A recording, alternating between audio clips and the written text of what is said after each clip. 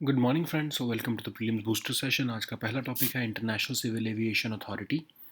Topic आपके international relations और economy दोनों के लिए इंपॉर्टेंट है। तो इंटरनेशनल एयर ट्रांसपोर्ट एसोसिएशन के मुताबिक इंडिया एक की ग्लोबल एविएशन मार्केट की तरह जो है वो इमर्ज हो रहा है। तो जो ये आपका IATA है, ये है क्या? ये इंटरनेशनल ट्रेड बॉडी है जो 1945 में बनाई गई थी। लगभग 300 एयरलाइंस करंटली इसको रिप्रेजेंट करती हैं, जो कि लगभग 94% ऑफ एयर ट्रैफिक को रिप्रेजेंट कर रही हैं। वर्ल्ड की लीडिंग पैसेंजर और कार्गो एयरलाइंस इसके मेंबर हैं। मॉन्ट्रियल में इसका हेडक्वार्टर है और एविएशन से एक्टिविटी से रिलेटेड जो भी सपोर्ट चाहिए होता है, ये इंडस्ट्री बॉडी जो है वो क्रिटिकल एविएशन इश्यूज़ पर देती है। ऐसे ही आपका इंटरनेशनल सिविल एविएशन ऑर्गेनाइजेशन भी है, जो कि इंटर गवर्नमेंटल स्पेशलाइज्ड एजेंसी है, यूएन से एसोसिएटेड। 1947 में इसको एस्टैब्लिश किया गया था और शिकागो कन्वेंशन के थ्रू इसको एस्टैब्लिश किया गया था। इसके फंक्शंस क्या हैं? ये भी ऑफ कोर्स आपकी मॉन्ट्रियल में ही लोकेटेड है। इसके फंक्शंस क्या हैं कि इंटरनेशनल ट्रांसपोर्ट को जो है सेफ़ और एफिशिएंट बनाना, स्टैंडर्ड सेट करना, रेगुलेशन सेट करना, आपके रीजनल और इंटरनेशनल एग्रीमेंट को प्रमोट करना, लीगल स्टैंडर्ड्स भी एस्टैब्लिश करने का यही काम करती है। नेक्स्ट हम टॉपिक देखते हैं इंटरनेशनल लेबर डे, जिसको आप मे डे भी बोलते हो। सोशल इश्यूज़ के लिए टॉपिक इंपॉर्टेंट है। तो मे डे जो है वो 1 मई को सेलिब्रेट किया गया है। हर साल 1 मई को ही इसको सेलिब्रेट किया जाता है। तो बेसिकली वर्कर्स और लेबर जो मूवमेंट को जो है के स्ट्रगल को और सेक्रीफाइस को रिकग्नाइज करने के लिए जो है ये जो है सेलिब्रेट किया जाता है। More than 80 countries including India, Cuba और चाइना जो है वो इसको सेलिब्रेट करती हैं। मार्चेस निकाली जाती हैं इस दिन। और हुआ क्या था कि 19th सेंचुरी में अमेरिका में 1886 में 1 मई के दिन शिकागो में एक स्ट्राइक ऑर्गेनाइज की गई थी 8 आवर वर्क डे को डिमांड करने के लिए। लेकिन यूएस के जो वर्कर्स उस दिन इकट्ठे हुए और उन्होंने बेटर वर्किंग कंडीशंस भी जो है वो डिमांड करनी शुरू कर दी। जब बॉम्ब एक्सप्लोजन हुआ वहाँ एक लेबर रैली में शिकागो में ही यूएसए में, तब उन्होंने जो है अपनी डिमांड को आगे बढ़ा दिया। अब 1889 में international Congress of socialist parties जो है वो पेरिस में मिली और उन्होंने कहा कि जो लेबर डे है वो अब से 1 मई को ही सेलिब्रेट किया जाएगा। अब इंडिया से क्या कनेक्शन है? 1 मई 1923 में चेन्नई में सबसे पहली बार लेबर डे सेलिब्रेट किया लेबर किसान पार्टी ऑफ हिंदुस्तान ने। अब इसको अलग अलग स्टेट्स में अलग अलग नाम से जो है वो सेलिब्रेट किया जाता है। नेक्स्ट हम टॉपिक देखते हैं IRDAI। ये टॉपिक आपके इकोनॉमी के लिए इंपॉर्टेंट है, गवर्नेंस के लिए भी इंपॉर्टेंट है। IRDAI ने इंश्योरेंस कंपनीज़ को कहा है कि अपने एम्प्लॉयज़ की आप सोशल मीडिया गाइडलाइंस को जो है वो ले डाउन करो। तो IRDAI जो है वो आपके इंश्योरेंस सेक्टर को सुपरवाइज और रेगुलेट करने का काम करती है। IRDA एक्ट के अंदर इसको 1999 में बनाया गया था। पॉलिसी होल्डर्स के इंटरेस्ट को प्रोटेक्ट करना, रेगुलेट करना, इंश्योरेंस इंडस्ट्री को प्रमोट करना, उसकी ग्रोथ को इंश्योर करने का काम यही करती है। फाइनेंस मिनिस्ट्री के अंडर आती है, हैदराबाद में लोकेटेड है। 10 इसके मेंबर्स होते हैं, एक chairman, 5 full time members, 4 part time members, जो कि गवर्नमेंट ऑफ इंडिया अपॉइंट करती है। इंश्योरेंस इंडस्ट्री के रेगुलेशंस को फ्रेम करना, लाइसेंसिंग, प्रीमियम रेट्स को रेगुलेट करना, ये सारे काम इंक्लूडिंग इंश्योरेंस कवरेज क्या रूरल एरियाज़ और वल्नरेबल सेक्शंस तक पहुंच रही हैं कि नहीं, इसको सबको देखने का काम भी जो है IRDA ही करता है। नेक्स्ट हम टॉपिक देखते हैं ब्लू बगिंग। सिक्योरिटी के लिए टॉपिक इंपॉर्टेंट है। एक जो है आपके साइबर क्राइम का जो है वो इंस्टेंसेस बढ़ते जा रहे हैं, तो आंध्र प्रदेश पुलिस ने लोगों को ब्लू बगिंग से बचने को कहा है। ब्लू बगिंग क्या होता है? आपके डिवाइस का एक्सेस ले लेते हैं लोग ब्लूटूथ कनेक्शन से और आपके कॉल्स को देखना, लिसन करना, रीड करना, मैसेजेस सेंड करना, स्टील करना, मॉडिफाई करना कॉन्टैक्ट्स को, ये सब कर सकते हैं। पहले तो ये लैपटॉप्स पे ही जो जिनमें ब्लूटूथ होता था उसको जो है टारगेट करते थे, बट अब धीरे धीरे मोबाइल फ़ोन्स और डिवाइसेस को भी टारगेट करना शुरू किया जा चुका है। अब ये अटैक बहुत लिमिटेड होता है क्योंकि ब्लूटूथ की कनेक्शन की आपको पता है रेंज कम होती है ना। और इसमें होता क्या है कि ऑफकोर्स एक बार आपके ब्लूटूथ के साथ कनेक्शन बन गया, फिर हैकर्स जो हैं वो बाईपास कर देंगे हर तरह की ऑथेंटिकेशन आपके ब्लूटूथ का इस्तेमाल करते हुए। मेलवेयर भी इंस्टॉल कर लेते हैं, आपके मोबाइल को कॉम्प्रोमाइज़ कर देंगे। तो उसके बाद चाहे आपका ब्लूटूथ कभी बंद भी हो जाए या ना भी वर्क करे, तो भी जो है वो उनके पास एक्सेस रहेगा। मेलवेयर मलिशियस सॉफ्टवेयर होता है जो कि हार्मफुल होता है ऑफ कोर्स। इससे कोई भी डेटा को स्टील करना, इनक्रिप्ट करना, डिलीट करना, ये सब पॉसिबल होता है। ठीक है। नेक्स्ट हम देखते हैं nutritional standards for mid day meals. Governance का टॉपिक इंपॉर्टेंट है। एक डेकेड के बाद, नेशनल फूड सिक्योरिटी एक्ट के एक डेकेड के बाद, सेंट्रल गवर्नमेंट ने न्यूट्रिशनल स्टैंडर्ड जो है मील्स की स्कूल्स और आंगनवाड़ीज़ में जो दी जाती हैं उसको रिवाइज़ किया है, और कैलोरीज़ और प्रोटीन के जो प्रपोर्शन को जो है रिवाइज़ किया गया है, और माइक्रो न्यूट्रिएंट्स को भी जो है इंक्लूड करने के लिए कहा गया है। इंटर मिनिस्ट्रियल कमेटी के रिकमेंडेशंस के बाद ये एक्शन लिया गया है। और अब ये रिवाइज गाइडलाइंस क्या कहती हैं, शेड्यूल 2 जो है आपका नेशनल फूड सिक्योरिटी एक्ट, उसके अंदर ये न्यूट्रिशनल स्टैंडर्ड्स फिक्स किए जाते हैं। अंडर नरिश चिल्ड्रन को जो है के लिए 3 न्यू कैटेगरीज जो है वो क्रिएट की गई हैं। लोअर प्राइमरी क्लासेस और अपर प्राइमरी क्लासेस को जो है इनके लिए खासकर ये न्यूट्रिशनल स्टैंडर्ड जो है वो एग्जिस्टिंग होते हैं, अब उनको जो है वो चेंज किया जा रहा है। जैसे प्रोटीन क्वांटिटी को अब पहले जो 12 ग्राम थी उसको बढ़ाकर अब 15 से 20 ग्राम कर दिया है। 450 किलो कैलोरीज होती थी पहले, अब जो है उसको चेंज करके थोड़ा ब्रॉड कर दिया और कहा है कि फ़ैट 18 से 21 ग्राम्स होना चाहिए, कार्बोहाइड्रेट 70 ग्राम्स होने चाहिए as part of the mix. ठीक है, माइक्रो न्यूट्रिएंट्स भी इंक्लूड करने को कहा है, calcium, zinc, iron, dietary folate, आपका vitamin A, vitamin B6, vitamin B12, ताकि जो है एक होलसम डाइट जो है वो बच्चों को मिड डे मील में दी जा सके। अब ये मिड डे मील स्कीम क्या है, 1995 में इसको जो है लॉन्च किया गया था। हॉट कुक मील्स दी जाती हैं ऑल चिल्ड्रन को क्लास 1 से क्लास 8 तक, गवर्नमेंट स्कूल्स में, लोकल बॉडी स्कूल्स में, गवर्नमेंट एडेड स्कूल्स में, स्पेशल ट्रेनिंग सेंटर्स में, मकतब में, मदरसा में, जो कि सर्व शिक्षा अभियान के अंदर आते हैं। नेशनल फूड सिक्योरिटी एक्ट क्या है, फूड और न्यूट्रिशनल सिक्योरिटी देने के लिए एक्ट बनाया गया था 2013 में। लीगल राइट देता है एलिजिबल हाउस होल्ड्स को कि उनको सब्सिडाइज्ड प्राइस पर टारगेटेड पब्लिक डिस्ट्रीब्यूशन सिस्टम के थ्रू जो है वो फूड ग्रेन्स डिस्ट्रीब्यूट किए जा सकें। सेंसस ऑफ इंडिया के बेसिस पर जो है पॉपुलेशन जो है वो आइडेंटिफाई की जाती है। स्टेट गवर्नमेंट जो है ऑफकोर्स अंत्योदय अन्न योजना के तहत और प्रायोरिटी हाउस होल्ड बेनिफिशरीज़ को जो है कवरेज देते हैं, और हर पर्सन जो आपके प्रायोरिटी हाउस होल्ड बेनिफिशरी की कवरेज में आता है उसको 5 kilo of food grain per month मिलता है। राइस 3 रुपये पर किलो, वीट 2 रुपये पर किलो, कोर्स ग्रेन एट 1 रुपी पर किलो। ठीक है, हर अंत्योदय अन्न योजना के जो है हाउस होल्ड को 35 rupees kg of food grains per month दिया जाता है। अब ये एक्ट जो लगभग है 75% ऑफ रूरल पॉपुलेशन को कवर करता है और अप टू 50% ऑफ अर्बन पॉपुलेशन को कवर करता है। अब इसमें विमेन को जो है, प्रेग्नेंट विमेन, लैक्टेटिंग मदर्स को भी जो है वो मील्स देने की जो है प्रोविज़न है। Children up to 14 years of age को भी जो है न्यूट्रिशियस मील्स देने का प्रोविज़न है। फूड सिक्योरिटी अलाउंस, अगर कभी फूड ग्रेन्स ना दिए जा सकें तो उसके लिए जो है वो अलाउंस दिया जाता है, फूड सिक्योरिटी अलाउंस। और ग्रीवेंस रिडर्सल मैकेनिज्म भी है इसमें जो है वो प्रोवाइड किया जाता है डिस्ट्रिक्ट और स्टेट लेवल पर। नेक्स्ट हम टॉपिक देखते हैं येलो फीवर, आपके सोशल इश्यूज़ के लिए ही इंपॉर्टेंट है। जो 117 पैसेंजर्स इंडियन ओरिजिन के सूडान से वापस आए हैं उनको क्वारंटाइन किया जा रहा है, क्योंकि उन्होंने जो है येलो फीवर की वैक्सीन नहीं ली हुई थी। तो येलो फीवर है क्या, एक तरह से जॉन्डिस हो जाता है इस फीवर में, इसलिए इसको येलो से जो है वो एसोसिएट किया जाता है। Yellow fever generally 47 endemic countries of Africa में, जो आपके सेंट्रल और साउथ अमेरिका में है, वहाँ से ओरिजिनेट होता है। 90% ऑफ केसेस इसी एरिया में आते हैं, सब सहारन अफ्रीका में खासकर। और एडिस इजिप्शी मस्कीटो जो है आपका, वही मोस्टली जो है इन्फेक्ट करता है। ह्यूमन कांटेक्ट से जो है वो ये स्प्रेड नहीं हो सकता है। इसमें होता क्या है कि 3 से 6 दिन का जो है इंक्यूबेशन पीरियड होता है। सिम्टम्स जनरली 2 फेजेज़ में आते हैं। जो फर्स्ट फेज़ होता है वो एक्यूट फेज़ होता है, उसमें फीवर, मसल पेन, वॉमिटिंग होती है। लेकिन जो सबसे खतरनाक फेज़ होता है वो सेकंड फेज़ होता है, जो हर इंसान का नहीं आता है ऑफ कोर्स, लेकिन 24 घंटे के बाद जो आपका टॉक्सिक फेज़ आता है उसमें high fever, jaundice, abdominal pain, vomiting, kidney function deteriorate होना, ये सब जो है वो चीज़ें शुरू हो जाती हैं। अब एक वैक्सीन आती है 17D नाम की येलो फीवर वैक्सीन, अगर उसको लगाया हो तो लाइफ टाइम की प्रोटेक्शन मिल जाती है। नेक्स्ट हम टॉपिक देखते हैं युवा टूरिज्म क्लब्स, इकोनॉमी के लिए टॉपिक इंपॉर्टेंट है। तो 100 एपिसोड्स ऑफ मन की बात हो चुके हैं, तो तो टूरिज्म मिनिस्ट्री ने उसी के रिलेटेड एक स्पेशल इनिशिएटिव शुरू किया है।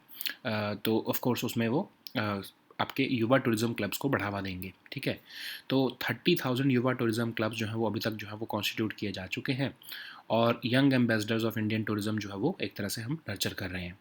तो ये यंग एम्बेसडर्स जो हैं वो टूरिज्म इंडस्ट्री को इंडिया में प्रमोट करेंगे। युवा टूरिज्म क्लब्स के थ्रू जो है स्कूल्स में, कॉलेजेस में, इंडियन होटल मैनेजमेंट इंस्टीट्यूशंस में जो है ये क्लब्स को बनाया जाएगा और ज़्यादा। तो अब इस नंबर्स को बढ़ाकर 50,000 किया जाएगा अगले 100 दिन में। तो इनके सॉफ्ट स्किल्स बढ़ाए जाएंगे इन टूरिज्म क्लब्स के, टीम वर्क, मैनेजमेंट, लीडरशिप, ये सारे जो है उनको सॉफ्ट स्किल्स सिखाए जाएंगे, ठीक है, ताकि सस्टेनेबल टूरिज्म जो है वो इंडिया में प्रमोट किया जा सके। नेक्स्ट हम टॉपिक देखते हैं काशी तेलुगु समागम। आर्ट एंड कल्चर के लिए टॉपिक इंपॉर्टेंट है। तो पीएम मोदी जो है उन्होंने रिसेंटली काशी तेलुगु समागम गंगा पुष्कर आराधना जो है वाराणसी में होल्ड जो की जा रही है उसको वीडियो कॉन्फ्रेंसिंग से एड्रेस किया है। तो उन्होंने कहा है कि prominent saints like of Andhra Pradesh और तेलंगाना जो है वो जो है बहुत कनेक्टेड रहे हैं इस रीजन से।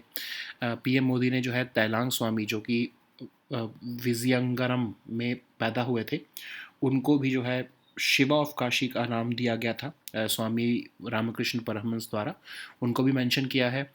फिर काशी खांदमू ग्रंथ जो कि श्रीनाथ महाकवि ने लिखी थी, काशी यात्रा जो एंगुल विरा सौम्य जी का कैरेक्टर था, उसको भी जो है उन्होंने मेंशन किया है।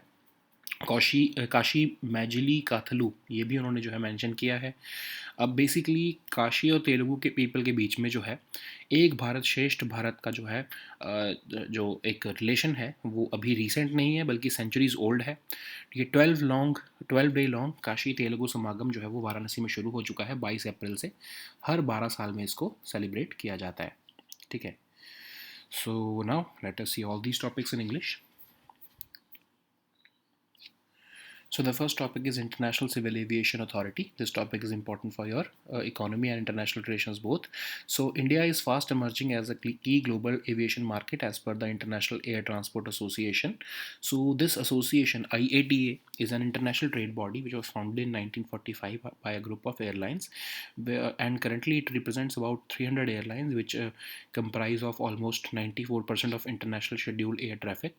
So these IATA members also include world's leading passenger and cargo airlines, and the headquarter of it is based in Montreal, and they support this IATA supports many areas of aviation security, and it helps formulate industrial policy on critical aviation issues.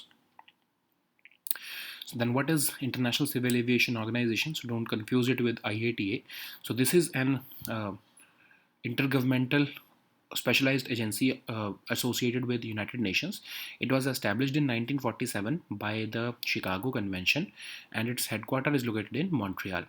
So it is dedicated to developing safe and efficient international air transport, setting standards and regulations for aviation safety, promoting regional and international agreements, and also establishing legal standards to ensure growth of aviation sector.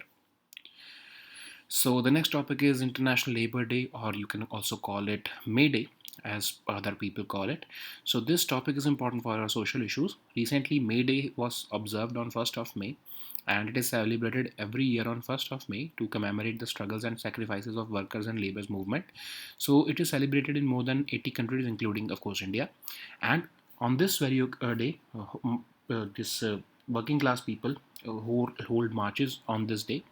And this day, the tradition of this day dates back to 19th century America, when in 1886 the Chicago strike was organized to demand 8-hour workday, but there was a bomb explosion at this labor rally. So people in the US came together and started demanding their right to started fighting for the better working conditions. So in later in 1889, at International Congress of Socialist parties, they met in Paris, and they started demanding. They decided rather to celebrate Labor Day or Workers' Day on 1st of May. So what is the connection with India? The first Labor Day was celebrated in 1923 in Chennai. It was organized by the Labour Kisan Party of Hindustan. So now it is celebrated in many different states of India with different names. So the next topic is IRDAI. This topic is important for your governance and economy section. So IRDAI recently asked insurance companies that they should be laying down the social media guidelines for their employees. So IRDAI supervises and regulates the insurance industry in India, It protects the interests of policyholders, regulates, promotes, ensures orderly growth of insurance industry in India. It functions under the Ministry of Finance, and it is a 10-member body, a chairman, 5 full-time members, and 4 part-time members, which are appointed by the Government of India. Its head office is located in Hyderabad. So it works for regulation of insurance industry, frame regulations, licensing, overseeing and regulating premium rates, and ensuring that the insurance coverage is also extended to rural areas and vulnerable sections of society. So the next topic is blue bugging. This topic is important for your security section. So because there are concerns regarding instances of cybercrime, Andhra Pradesh police has recently asked people to be wary of blue bugging, which is a phenomena in which the attackers access the device through Bluetooth connection. So they would be able to listen to your calls, read and send messages, and even steal and modify contacts. So it started generally as a threat for laptops initially, but later it started attacking mobile phones and other devices also. But it has a limitation because the range of Bluetooth connections is just 10 meters. But once the hacker gets access to your Bluetooth, then it can use brute force to even bypass any authentication and even install malware in your device. Malware is basically malicious software, and it is intentionally harmful program which is meant to steal, encrypt, delete sensitive data, alter or hijack core computing functions. So the next topic is nutritional standards for midday meals. This topic is important for your governance section. A decade after passing the National Food Security Act, the government has revised the nutritional standards for meals at schools and Anganwadis. So it is based upon the recommendations received by an interministerial committee. The proportion of calories and protein have been revised, and also it has been mandated that certain micronutrients will be included in the meals. So Schedule 2 of the Act fixes these nutritional standards, and this schedule has been now modified, rather amended. Earlier, every child in lower primary classes was entitled to get 450 kilocalories and 12 grams of protein with midday meals, but now protein quantity has been hiked to 15 to 20 milligrams. I'm sorry, grams.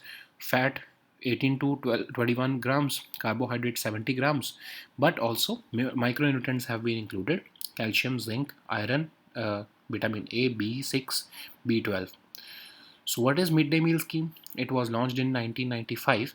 Under this scheme, hot cooked meal per day is provided to all children studying between classes 1 to 8, which are enrolled in government schools, local body schools, government aided schools, special training centers, maktabs, madrasas, and they are supported under the Sarva Shiksha Abhiyan. National Food Security Act was notified in 2013 to provide for food and nutritional security. It provides a legal right to eligible households to receive food grains at subsidized price or central issue price under the targeted public distribution system.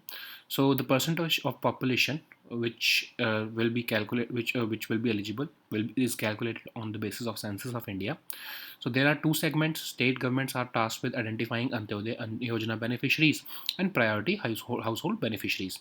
So priority household category receives 5 kg of food grains per month at rice rupees 3 rupees per kg, wheat at 2 rupees per kg, and coarse grain at 1 rupee per kg. And the Antyodaya Yojana beneficiaries get 35 kg of rupees 35 per kg of 35 kg of food grains per month. So the act covers about 75% of rural population and up to 50% of the urban population. It also has provisions for providing meals to pregnant women and lactating mothers, and also to children who are up to 14 years of age. So in the absence of food grains, food security allowance is given, and there is also a well-developed grievance redressal mechanism at the district and state levels. So the next topic is yellow fever. This topic is important for your social issues. A total of 117 passengers who have arrived from Sudan, they are currently quarantined because they were not vaccinated against yellow fever, which originates in Africa, in central that is in central and in Africa, Central and South America, because it has jaundice-like features. That's why it is called yellow fever. So it is transmitted by infected mosquitoes. most commonly by the Aedes aegypti mosquito, which also spreads Zika, chikungunya, and dengue virus. It cannot be spread by contact from one person to another. So once contracted, the person, the virus incubates in the body for 3 to 6 days. The first phase is the acute phase in which the fever, muscle pain, and vomiting starts. But the next phase, the more toxic phase, starts within 24 hours of the initial remission. And what happens here is that high fever, jaundice, abdominal pain, vomiting, and deterioration of kidney function can happen. So to prevent all this, a vaccine is available for to protect you for life. It is called 17D. So the next topic is Yuva tourism clubs. This topic is important for your economy and governance, both topics. Tourism Ministry has decided that as part of the 100 episodes of Man Ki Baat, they will be uh, taking action for the next 100 days through by establishing more Yuva tourism clubs. So 30,000 Yuva tourism clubs already operate till 1st of May 2023 to nurture and develop young ambassadors of Indian tourism. So these young ambassadors will be catalysts of promoting tourism in the country. They will be these Yuva tourism clubs will be initiated, have been initiated rather, in schools, colleges, and Indian hotel management institutions. So now the Ministry of Tourism will has proposed that they will increase the number of these Yuva tourism clubs to 50,000 in the next 100 days, and participation will also in this tourism clubs will facilitate development of certain soft skills like teamwork, management, leadership, etc. So the next topic is Kashi Telugu Samagam. This topic is important for the art and culture section. PM Modi has recently addressed the Kashi Telugu Samagam Ganga Pushkar Aradhana, which is being held in Varanasi through video conferencing. So he remembered certain saints of Andhra Pradesh and Telangana, like he mentioned about Telang Swami, who was born in Viziangaram, and he was called Living Shiva of Kashi by Swami Varamakrishna Paramhans. He also mentioned about Kashi Khandamu Granth, which was written by Srinath Mahakavi, the Kashi Yatra character of Engul Virasamya, and the popular Kashi Majli Kathalu. So he said that the tradition between the centuries old relation between Kashi and Telugu is not just a recent phenomena of Ek Bharat Shresth Bharat, but it's a very old phenomena. So this 12-day Kashi Telugu Sangam began in Varanasi and on 22nd April, and it is celebrated every 12 years. So these were our topics for today. We'll meet next time with new topics. Until then, goodbye and take care.